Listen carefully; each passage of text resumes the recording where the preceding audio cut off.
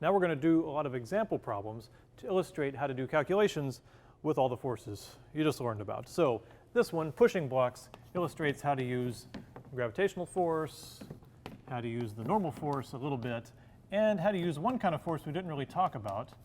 Here I'll label it as F12. It really just means the forces of how two objects push on each other. It's kind of like a normal force. It's often called a contact force. So this would be the force that one object, object 1, applies to object 2. So we're going to do it with two blocks, as you see here, on a frictionless surface.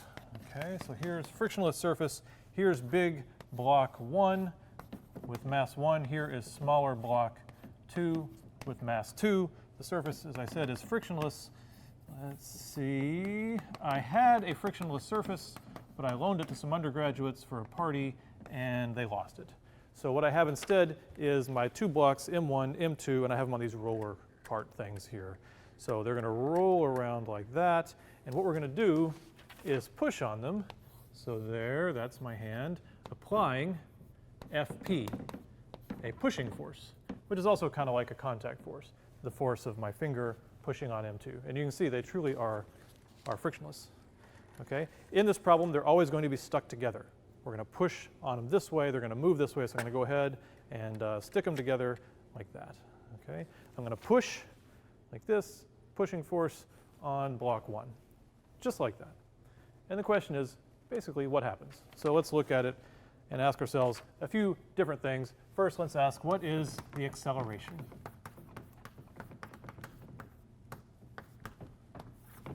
Okay? So acceleration. So here's a tip on solving problems like this. If all the masses move together,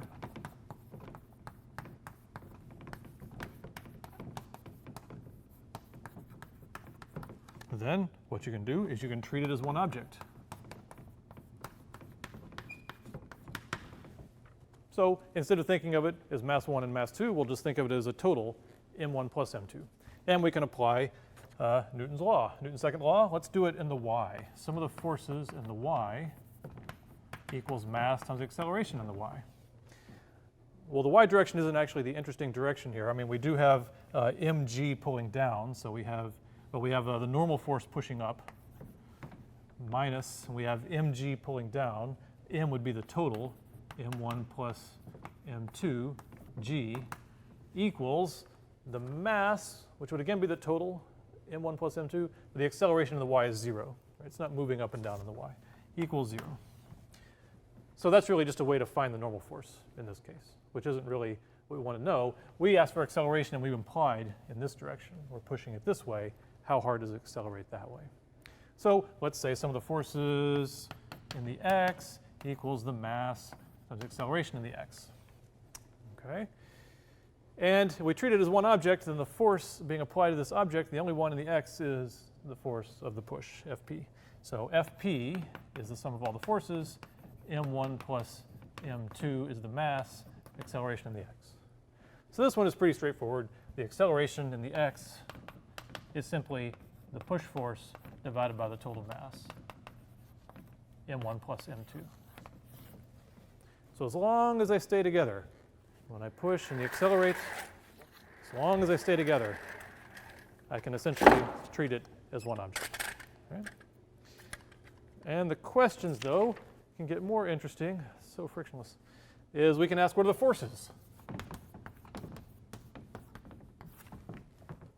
Right? So the forces, so now we want to treat them separate. Because this is not as simple as the acceleration. They all have the same acceleration. They don't experience the same forces. So let's see if we can figure that out. Let's get the total force on 2, M2. Because it's not just Fp. I'm not really pushing on M2. I'm not touching M2. Nothing to do with M2. I'm only pushing on M1. We got to figure out what is pushing M2. So let's do Newton's second law, and now we're just doing the x direction. The sum of the forces on 2 is the mass of 2 times the acceleration in the x that we already found. So what are all the forces on 2? It's not me, I'm not pushing it. It's that block 1 is pushing on block 2. Right? So all the forces on 2 is F1 on 2. So one subscript means the total on that mass the dash subscript means this pushing that. Okay? That's equal to m2 times acceleration in the x that we already found. So all we got to do is substitute our acceleration in the x that we already found. It was fp over m1 plus m2. So essentially then, the force of 1 on 2, simple substitution, shows you that it's m2 over m1 plus m2 times fp. Okay. The force that this block pushes on this block is really just a fraction of the total mass. This force, or sorry, the mass 2 gets its fraction of the total mass, fraction of the force. Right? If we had to divide fp up, they divide it up by their masses. Right? That's m2's fraction of the total mass. Very exciting, right? So the fraction of the mass guides the answer. We could also say, though, what is the total force on m1? It's not just fp, because I'm pushing with fp, but m2 is going to push back. Right? You can't push here without pushing back there. So let's do the sum of the forces on 1 equals mass of 1 times acceleration in the x. All right. Okay, so what are all the forces on 1? We got fp in the forward positive direction, and we have plus f2 on 1. I'm not going to assume that it's negative. I'm just going to solve for it, and we'll see if it comes out negative, pushing back. Your intuition tells you it pushes back. Equals m1, and then times acceleration of the x. We can go ahead and substitute it now. fp over m1 plus m2. Okay. So there you go. So if you want to figure out what is the force of 2 on 1, that's kind of the force we're interested in, then we just bring this over here, right, and we say, okay, f2 on 1, fp comes over here, and you factor out an fp, and let's see, what would you get? You would get fp, and it looks like you'd have m1 over m1 plus m2 minus 1, because you brought that one fp over. All right. Then you'd say, you could call this m1 plus m2 over m1 plus m2 to get a common denominator, and this would be m1 minus m1 minus m2. m1 minus m1 goes away, and you say, wait a minute, why does f2 1? I thought it would depend on m2, or m1, not m2. But we're not figuring out the total force on this block. We're figuring out this force that 2 applies to 1. So let's finish it then, and we see that f21 is negative m2 over m1 plus m2 fp. And look, they're the opposite of each other. We just did Newton's third law, action-reaction pair. If the block 1 pushes on 2 by this amount, m2 over m1 plus m2 fp, then this block has to push on this block by the amount, m2 over m1 plus m2 fp, just in the opposite direction. But then, to make it match this, we could say, what is the total force on F1? Well, it was this thing. It was Fp plus this one. We could say, okay, it was F1 equals, let's see, it would be Fp minus m2 over m1 plus m2 Fp, which would be 1 minus m1 plus m2 minus m2 is m1. Oh, look, m1 over m1 plus m2 Fp. Sure enough, the force that actually moves m1 is its fractional mass. Of the Fp, it gets a total amount, a net force, m1 over the sum. So they divided up the Fp by their masses, and their interaction forces followed Newton's third law. What more could you ask for? Everything worked. So the point of this, give you a little idea how to start a problem like this and to see that you do have to think about contact forces to figure out how a composite object moves around. Now another block problem with a little bit of friction. Let's see, so this surface will be frictionless again. So we still have our blocks on our frictionless surface. And let's see, we've still got M1 here, and it's pushing on M2 here. And then we have a new block. M3 is along for a ride up there. There's M3. And this, just to be clear, this is frictionless. here, but this, there's friction here, right there. Otherwise, it wouldn't stay on there. It would slide off and be a mess. And it has a static coefficient of friction, mu s, right there. And again, we're going to push Fp. And one little substitution, we're going to end up adding these masses up a lot. So let's say big M equals m1 plus m2 plus m3. You often start with getting the total acceleration. And let's go ahead and do that. To start a problem like this, you probably want to know A, right? This thing, if we're pushing it on a frictionless surface, it's going to accelerate at A. So that's kind of like what we did before. You treat it as one object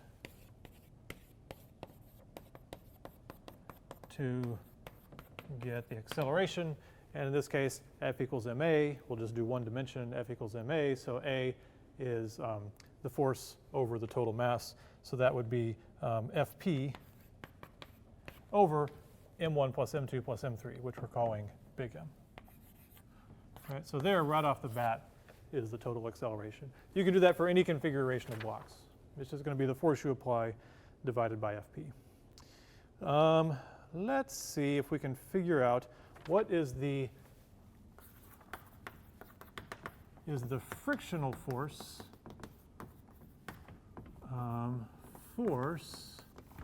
that 2 is applying to 3. So we'd call that F2-3. Force of 2 on 3 is a frictional force, not fictional. Let's see. Well, the quick answer to that is, if you look at it, it's actually no different than it being here. Right? Here it's being pushed by friction. Here it could just be being pushed by a normal force or by a contact force. So to get it, really you just say to move at A, it must be that the force of 2 on 3 equals the mass, which is m3, times the acceleration, which we already have here, Fp over big M. Over big M, since there's only one force on 3. Okay, to be clear, some of these blocks we'd have to think about multiple forces. But since this is always the one on the end, the only thing pushing it is the little frictional force, dragging it forward. Okay. Another thing, so that was pretty straightforward. Just like all the others, it gets its fractional mass, right? This would be the same as m3 over m1 plus m2 plus m3 Fp. In any kind of situation like this, the force it takes, the total force on each one has to be the fractional, its fractional mass from the total force. But here we can go a little further, since we know a little bit about friction now, is we could say how big can Fp be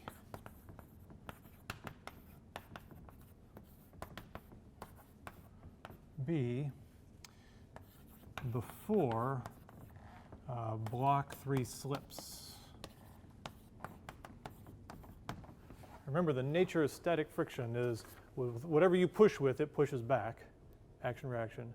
But eventually, you break the static friction and things start to slide, and then you're doing kinetic friction. Okay? But static friction means if we give you a value of mu s, you can push up to the normal force times mu s, is what we learned about static friction. So we would say that F23 must stay below mu static times the normal force. Because there is a normal force. Even though we're really working in one dimension now, there's gravity, m3 pushes down, m2 pushes up with a force, m3 times g. So it must be that mu s times n, that's equal to the static friction times m3 times g. Because those two together make the normal force on 3. We could call that N3, the normal force on 3. Is not mg, m3. There we go. Right? So with that, you could say then that the force of 2 on 3, remember it was like this, the force 2, 3, what was it? It was m3 over the total m times Fp.